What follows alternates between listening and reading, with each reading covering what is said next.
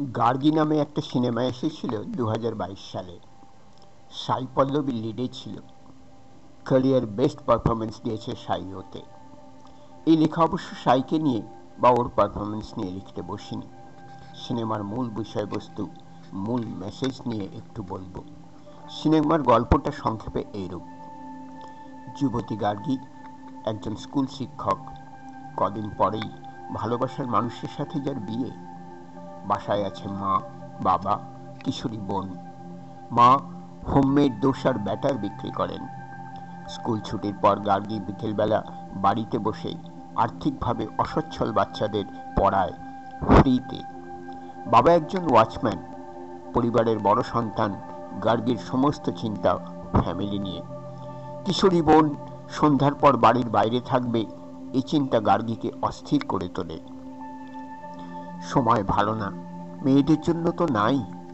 গার্গীর এই অস্থিরতার কারণ হিসেবে আমাদের সামনে আসে ওর ছোটবেলায় ঘটে যাওয়া একটি জঘন্য ঘটনা। টিউশন টিচার দ্বারা মলেস্টেশনের শিকার হয় গার্গী। বেশ কিছু হবার আগেই সেবার গার্গীকে বাঁচিয়েছিল ওর বাবা। গার্গীর বাবা যে অ্যাপার্টমেন্ট হাউসের ওয়াচম্যান, সেখানে ঘটে যায় একটি দুর্ঘটনা। 9 বছরের একটি শিশু শিকার হয় গ্যাং রেপের। দোষী 4 জন, কিন্তু অফিসিয়াল আইডেন্টিফিকেশনের দিন একটা বোমা পড়ে যেন।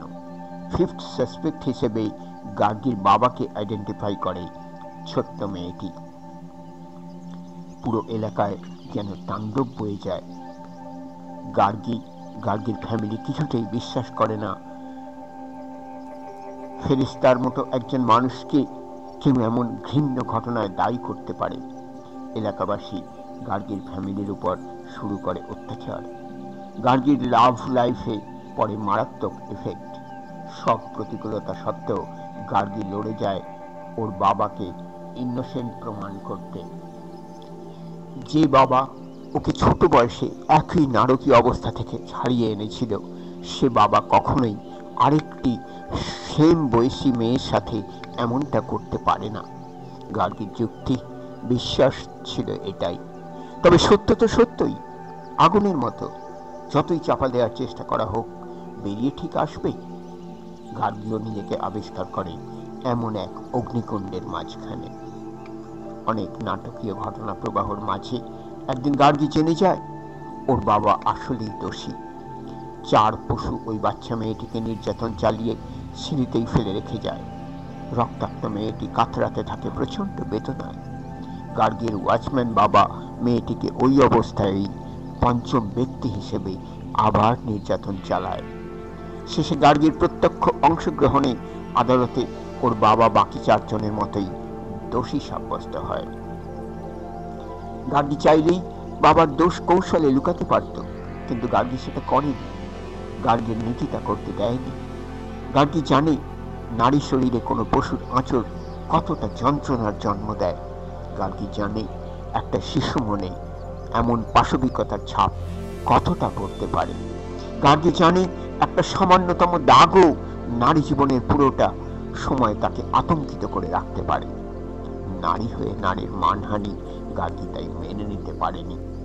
নারী হয়ে, মানুষ হয়ে গার্গী তাই দাঁড়িয়েছিল সত্যের দোসর হয়ে।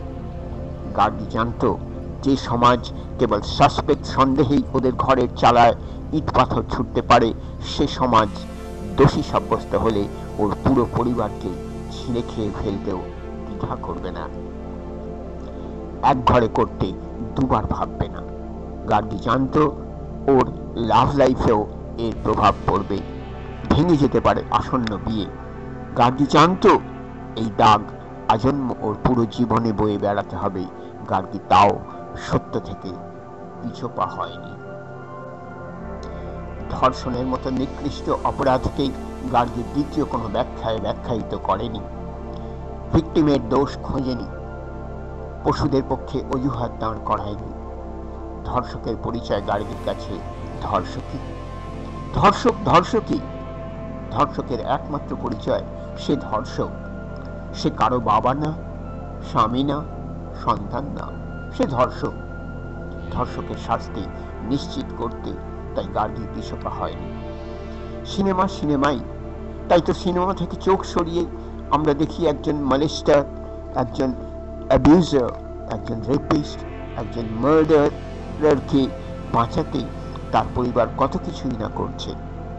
বড় লয়ার ভাড়া করছে, মিথ্যা মামলা সাজাচ্ছে, মিথ্যা রিপোর্ট দেখাচ্ছে এবং যতভাবে সম্ভব ভিকটিম ব্লেম করছে। যতভাবে পারা যায় ভিকটিমকে টেনে হিঁচড়ে নগ্ন করে দিচ্ছে।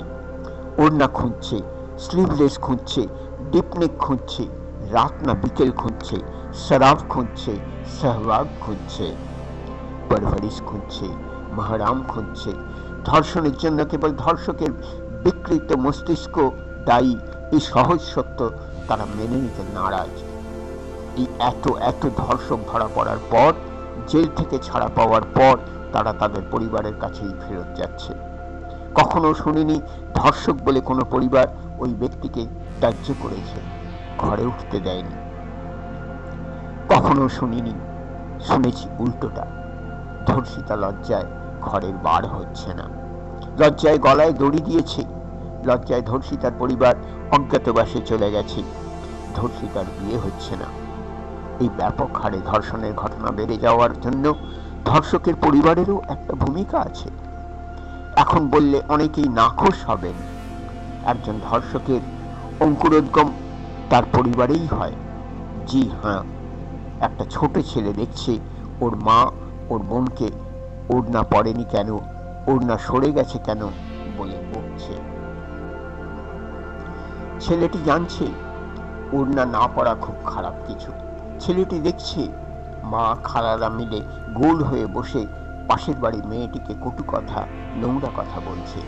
ছেলেটি জানছে মেয়েরা আসলেই তো এতটা খারাপ। ছেলেটি দেখছে কোনো মেয়ের রেপের খবরে মা চাচিরা মেয়েটিকে দায়ী করছে। ছেলেটি জানছে ওহ, মেয়েরা রেপ হয় মেয়েদের দোষেই। অঙ্কুরোদ্গম ফেলনার বিষয় নয়, বীজের মিডিয়া তৈরি ফেলনার বিষয় নয়।